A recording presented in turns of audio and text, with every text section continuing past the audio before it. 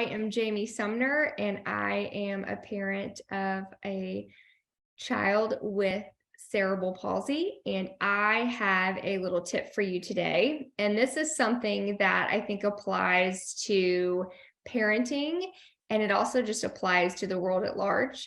But one thing I learned, Charlie is my son, he's 11 now. And one thing I learned from when he was probably 2 and older, and I think I read this in a book, but I can't remember which one, is called the 10-second rule.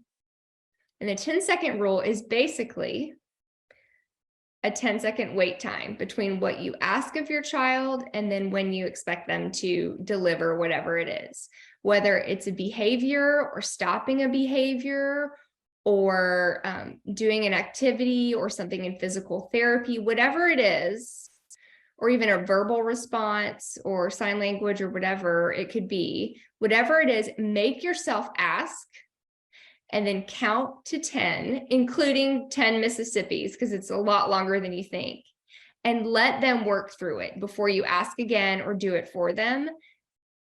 And that time, even though it feels excruciating, gives your child the adequate amount of space to work through something and form that neural pathway. This is what we figured out with Charlie, to make it happen for themselves instead of you doing it. Because if you jump in there and do it, that isn't enough for them to have autonomy and learn as slow as it feels to do it themselves. And so this is something we have always done, is ask and then count to 10. And I think that that is a great practice for anything you're expecting of anyone in the big wide world.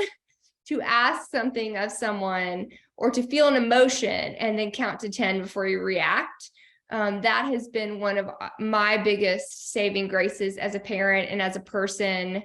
Whenever I do school visits, when I do author visits and things like that for books, whenever I ask kids questions or whenever I expect a thoughtful response or I tell them about how to work on their own writing, I always give 10 seconds, because that is the amount of time it takes for your creative process to get rolling, for you to start sparking your own individual creativity. And so I think that 10-second rule, while I learned it from and through Charlie, is something that is applicable kind of universally.